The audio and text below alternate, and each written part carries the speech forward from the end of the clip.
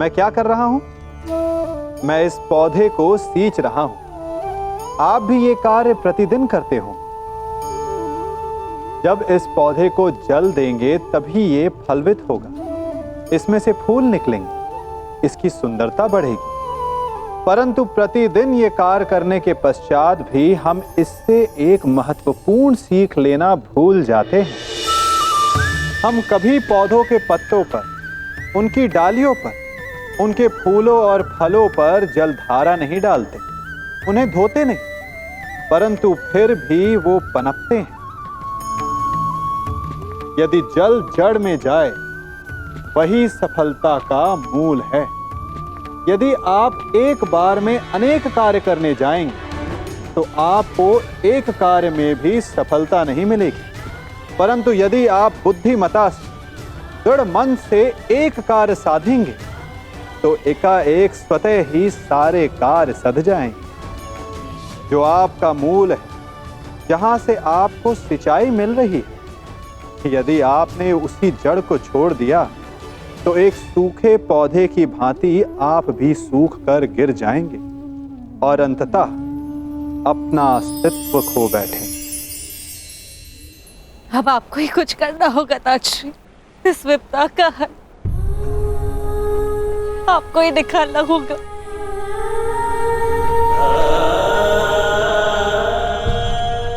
एक माता अपने कर्तव्य में चूक गई है।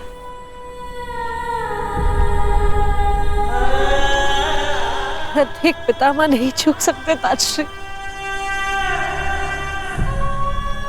कुछ कीजिए। हर बार भीष्म के समक्ष ही भीष्म स्थिति क्यों उत्पन्न हो जाती है? क्यों?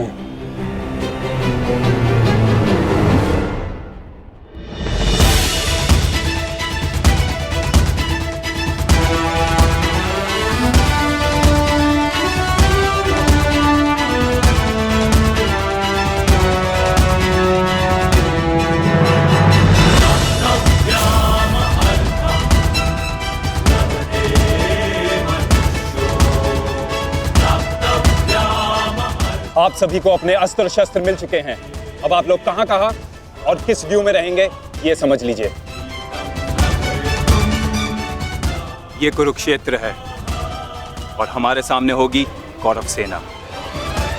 हमारी सेना का दायां पक्ष मैं संभालूंगा और बायां पक्ष महाबली भीम, और मध्य में होंगे गांडीवधारी अर्जुन, और कौरवों की सेना में द्रोणाचार्य, अश्वत्थामा, कर्ण, दुर्योधन जैसे महारथी होंगे, और सबसे आगे होंगे महाबली, इच्छा मृत्यु के वरदानधारी भीष्म।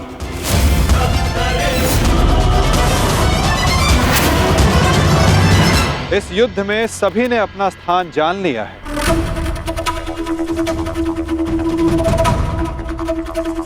अब तुम सुनो पार्थ, तुम इस युद्ध के, इस सेना के सबसे महत्वपूर्ण भाग में हो, और युद्ध की अलिखित नीति यही है कि प्रारंभ निर्णायक होता है,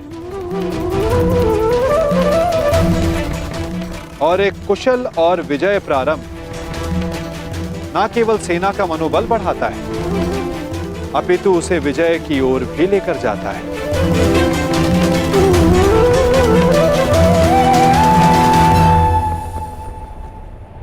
तुम हमारी सेना के मेरुदंड हो, मूल आधार हो, इसलिए विशेषतः आक्रमण तुम्हारे ऊपर ही होंगे पार्थ।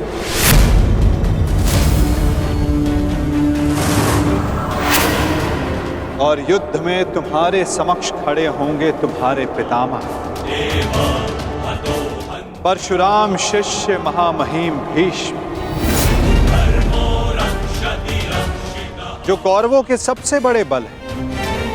और कूटनीति यही कहती है कि यदि आधार को गिरा दिया जाए तो इमारत को गिरने में ज्यादा समय नहीं लगता। और महामहिम भीष्म कौरव सेना के आधार हैं।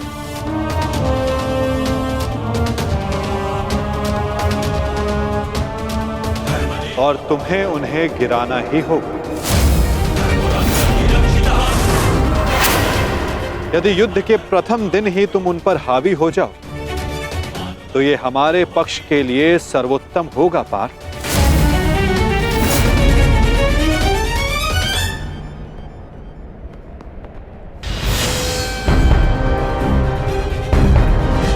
तुम्हारे पुत्र हस्तिनापुर की रक्षा बनेंगे, यही इनका कर्तव्य है और यही नियति है।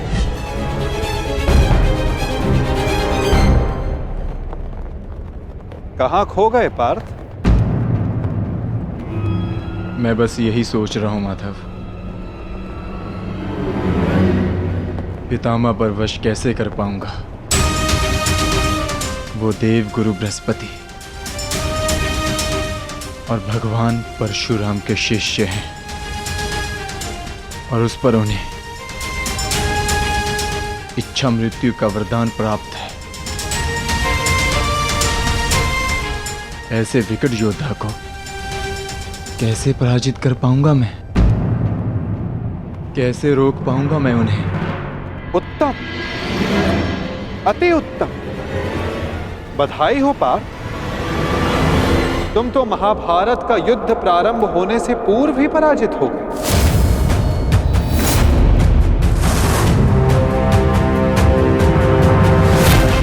एक शत्रु की शक्ति का अनुमान होना एक योद्धा के लिए उचित होता है, परंतु शत्रु की शक्ति को देखकर उससे स्वयं को हीन समझना पराजय की ओर सबसे पहला पड़ाव होता है पार्थ।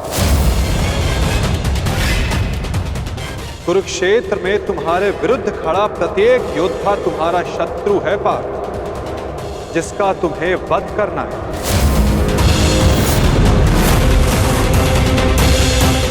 अन्यथा आज तुम भीष्म से भयभीत हो, कल तुम कर्ण से होगे, परसों तुम ये कहोगे कि मैं आचार्य द्रोण का सामना कैसे करूं। यदि ऐसा ही रहा तो कैसे पूर्ण करोगे अपने साथ हुए अन्याय का प्रतिकार? कैसे लोगे पांचाली के अपमान का प्रतिशोध? अपनी प्रतिज्ञाएं कैसे पूर्ण करोगे पार्थ? बताओ। यदि युद्ध में विजय होना है तो उसका केवल एक ही मार्ग है पार्थ, या तो शत्रु का सर झुका दो या फिर उसका सर संधान कर दो।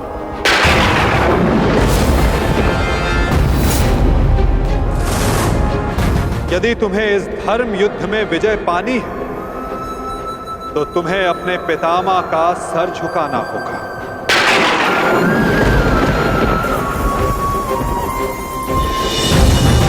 या फिर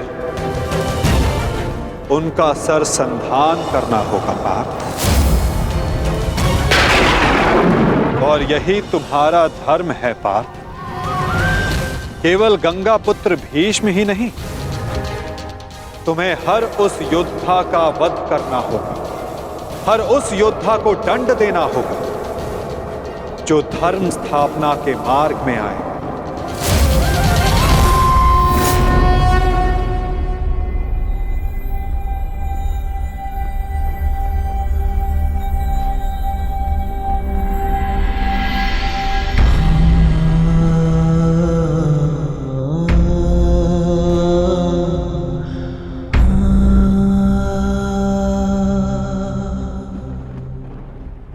क्या हुआ पार्थ? तुम इतने विचलित क्यों हो? कुछ नहीं माधव।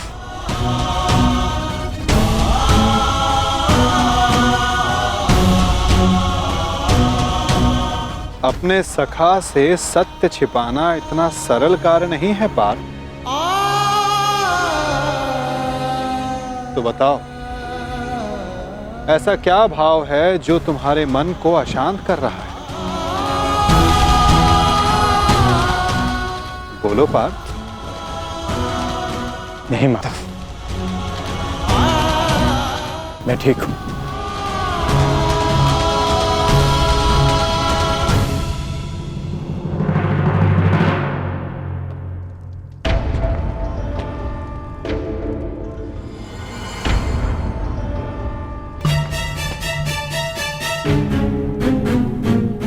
सब पहुंच गए,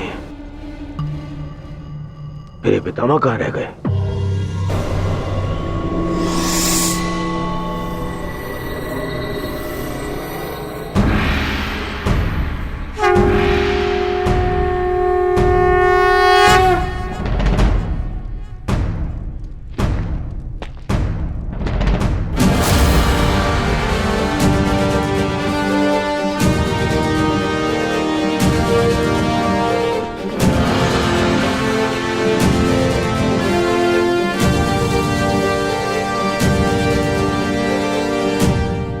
सभा आरंभ की जाए।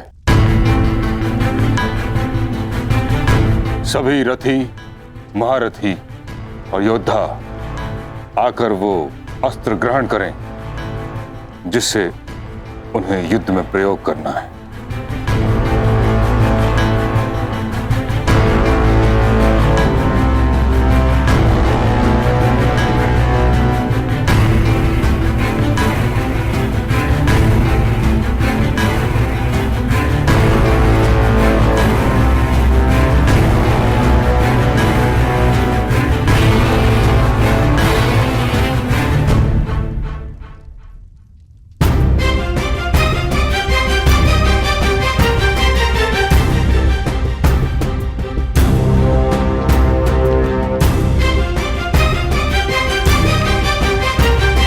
प्रणिपात महामहिम।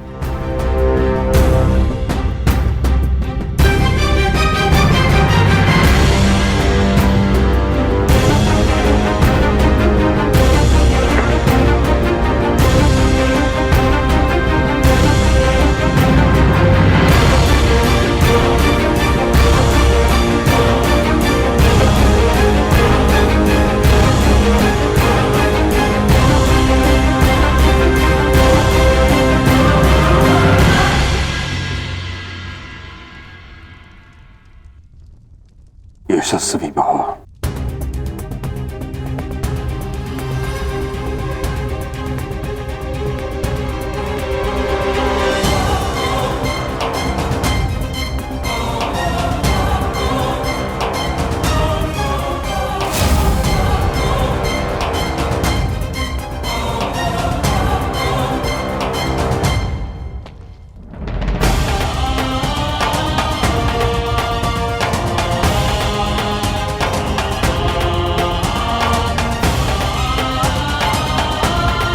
प्रणिपात महामहिम।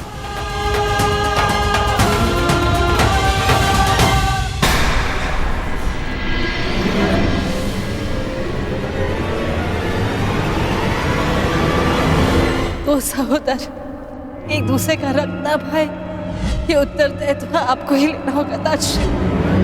प्राण की रक्षा केवल आप ही कर सकते हैं।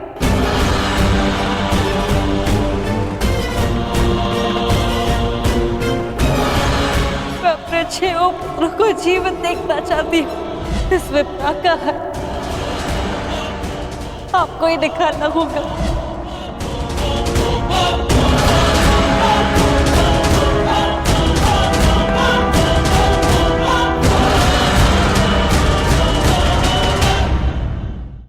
मेरा शस्त्र महामहिम।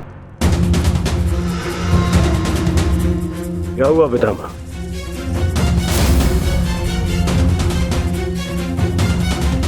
इसका क्या अर्थ है? इसका अर्थ है कि एक सूत पुत्र मेरी ओर से युद्ध में भाग नहीं लेगा।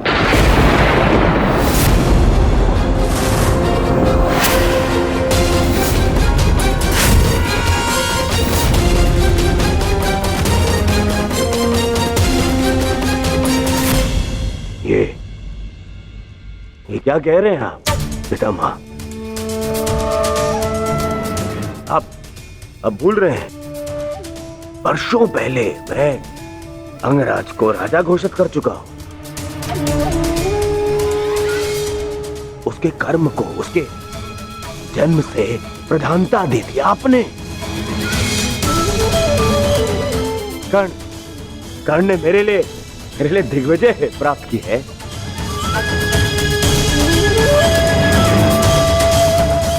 आपने स्वयं विराट युद्ध में उसके साथ मिलकर युद्ध किया। तो फिर आज उसके भूत पुत्र होने का प्रश्न कहां से उत्पन्न हो गया है? बात जन्म की ही तो है दुर्योधन। हाँ, मैंने कर्ण के साथ युद्ध लड़े हैं, परंतु ये युद्ध बाकी युद्धों से भिन्न है। ये एक महान युद्ध है। भले ही कर्ण अंगराज है, परंतु यह बात भी सत्य है कि इसका जन्म एक सूत के घर हुआ है।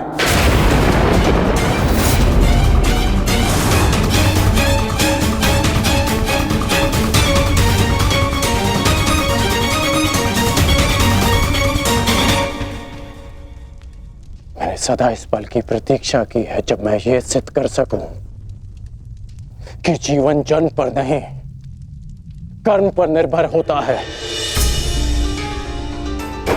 और आज जब ये समय आया तो आप मुझसे कह रहे हैं कि मैं रिक्त हाथ लौट जाऊं। यह युद्ध केवल मेरा अधिकार नहीं, मेरे जीवन जीने का लक्ष्य है।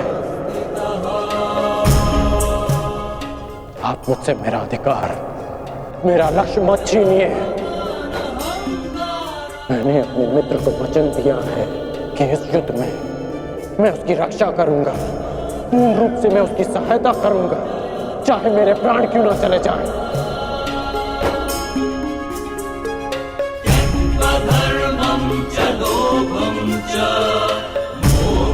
और आप मुझसे कह रहे हैं कि मैं इस युद्ध में सम्मिलित ही नहीं हो सकता।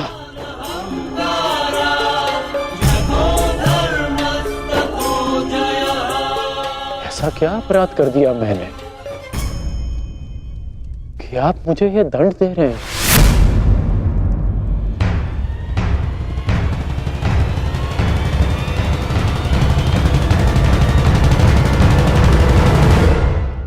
मैं कौरवों का सेनापति हूं और एक सूत पुत्र को अपने निर्णय का कारण बताना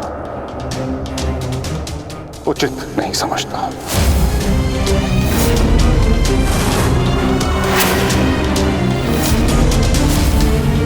और ये मेरा अंतिम निर्णय है कि जब तक मैं युद्ध भूमि में हूं तब तक कर्ण युद्ध भूमि से दूर रहेगा।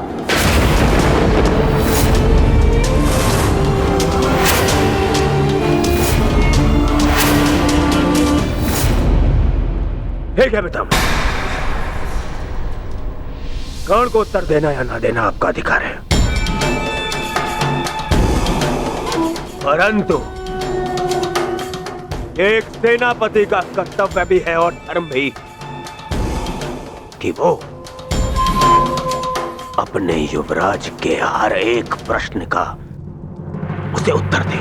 तुम्हारा पितामह होने के नाते मैं इस प्रश्न का उत्तर देना उचित नहीं समझता।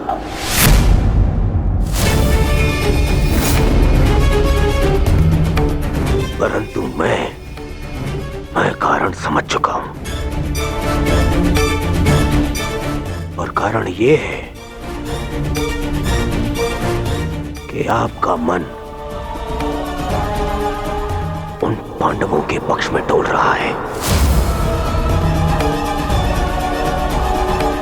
उन पांडवों के प्रेम में आपकी प्रतिज्ञा दुर्बल हो गई है।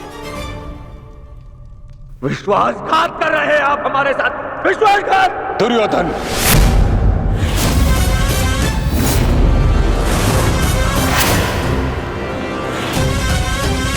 नहीं पितामह, मुझ पर क्रोध दिखाने से आपका सत्य बदल नहीं जाएगा, और सत्य यही है कि आप पांडवों का पक्ष ले रहे हैं। आप जानते हैं कि यदि कर्ण ने इस युद्ध में भाग लिया तो वो आपके उन प्यारे पांडवों का नाश कर देगा,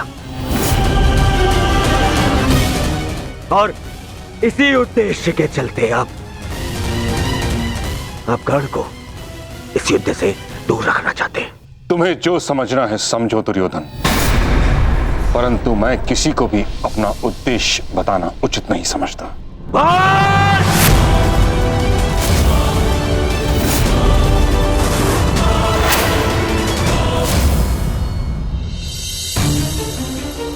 बहुत हो गया पितामह, बहुत हो गया। अब आपको अवकाश लेने की आवश्यकता है। बूढ़े हो गए हैं आप।